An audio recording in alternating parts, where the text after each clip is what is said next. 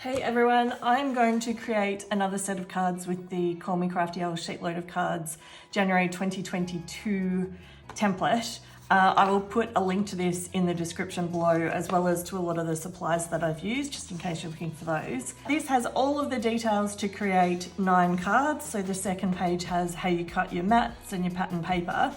I traditionally do things a little differently, and I try and use a lot of my leftovers. So I have a lot of paper strips, I have a lot of backing panels that are pre-cut. So for this particular instance, I did do a set of this recently, and I created this card here, which is the spaceship. I'll put a link in the top corner. Other than doing the spaceship, I wanted to do one with an astronaut. So it's a little bit similar, it's going to use similar designs. That was really based off the stars. So when I looked at the stars, I'm like, what can I do with this? Rocket ships, like astronauts. So I did the rocket ship. So this one's complete. And now I'm going to do a very similar design, and I'm going to use this particular spacewalker. I'm going to set the card up exactly the same as this. I have the same happy birthday. I've got the same backing panel. I'm actually going to use yellow as the backing paper, and then I'm going to attach the spaceman here. Now I'm going to color him in with Copic markers, and I'm going to do him in grays and yellows. So what that means is I'll end up having my backing panel with the yellow. I'm not going to mat this, as I said, so I'm just going to attach this straight onto the yellow.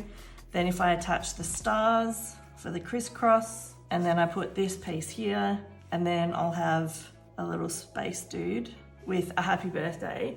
And so my logic is, if I actually color him in using like charcoal grays or even pale grays, and then do yellow highlights, that will tie it into not only the gold stars, but also the yellow backing paper. So this one, I literally just color coordinated it with the blue from the pattern paper here. And so that was really quick and easy. I mean, I had to fussy cut this because I didn't have the die cut, whereas for this I do have the die cut. So I'll go through and I'll stamp all of those in my MISTI, but then I'm going to color it to match the background. So we'll have 2 slightly different variations on the same card sketch, but also using similar products. I will check back in. The first thing I started with was the happy birthday onto the white square panels. This is quite straightforward. I just lined it up in my MISTI and then ran through and did all 16 of the squares. The next thing I did was the astronauts. I needed to stamp these 2 or 3 times each so that I had a really solid black outline.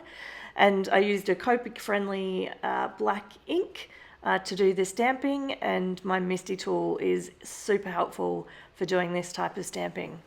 With all of the astronauts now stamped, I move on to the Copic colouring. Now I do very, very basic Copic colouring. I have 2 colours that I blend in each occasion. A lot of people would use 3 or more.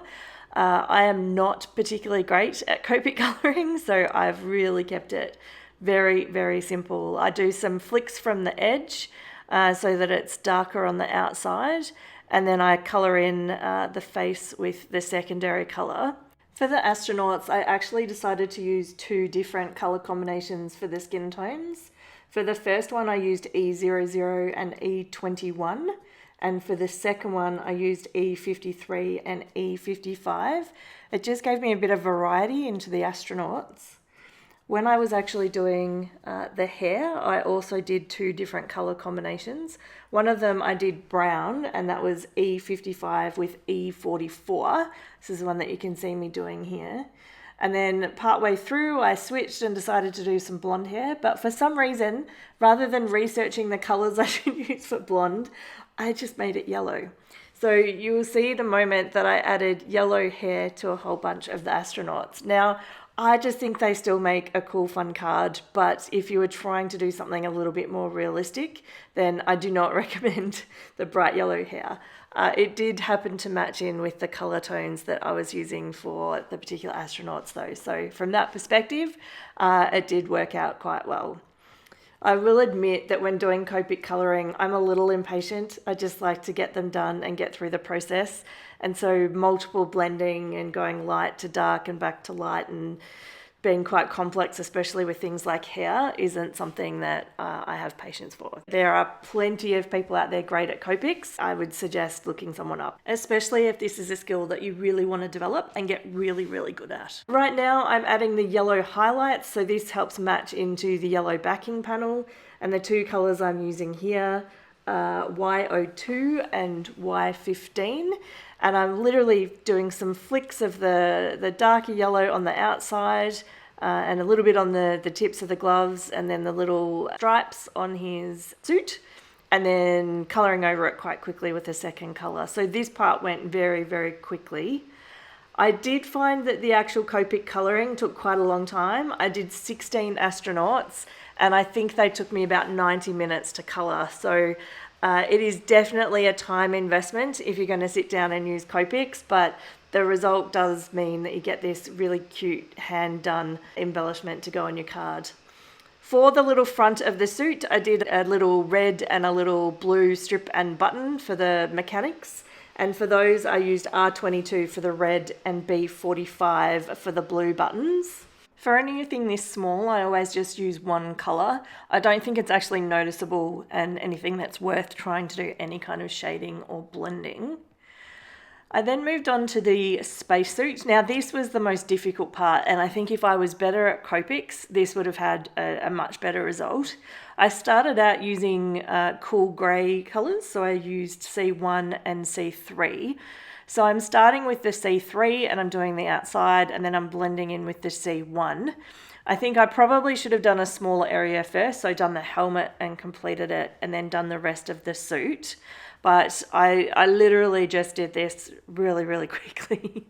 I've used the darker colour, so the C5, to do the little mechanical panel on the front of the suit, and then also the little knob on the side of the suit, just so that there's some contrast. Partway through, I then decided that the suit was pretty light, and I actually switched my colours and started to use C3 and C5 instead. When I did that, I actually switched the colour of the control panel and made that light, so a dark suit with a light control panel versus the light suit with a dark control panel, so I still had the contrast. The other key thing here is I use the negative space that I used when I was doing the stamping of the astronaut when I'm doing the spacesuit. So when I was doing all of the other colouring, it was easy just to use the little die cut, but I popped it into here, and then you can see I can spin it around and change the angle really, really easily. Now that all of the astronauts are finished and I've done all of the Copic colouring, I'm literally putting all of the elements together to finalise the cards. So the yellow backing panel, the blue pattern paper, I've then got some scraps to do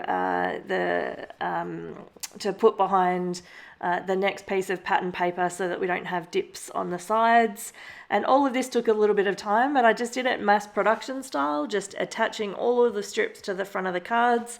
I did 3 or 4 at a time and moved them to the side, and then moved on to the next bundle. Once I had all of those elements completed, I trimmed the excess pattern paper off the edges. I attached all of the little squares that I did at the beginning of the video that had all of the happy birthday sentiments on them, and lined all of those up. They also had some extra cardstock behind to make sure that there wasn't a noticeable dip off the edge. After that, I added them all to the standard A2 card bases, and then the only thing that I had left to do was to attach the little astronauts. Because the helmet from the astronaut peeks up above the 3x3 white square, I did just attach a little bit of cardstock to that to keep it nice and flat. And so I have all of my astronauts, the ones with the dark suit, the light suit, the brown hair, the blonde hair or the yellow hair, and also the 2 different skin tones. And I just attached them all to the 16 cards, and then they were complete. I have to say, these look really cool, and I am very, very happy with how they turned out in the end.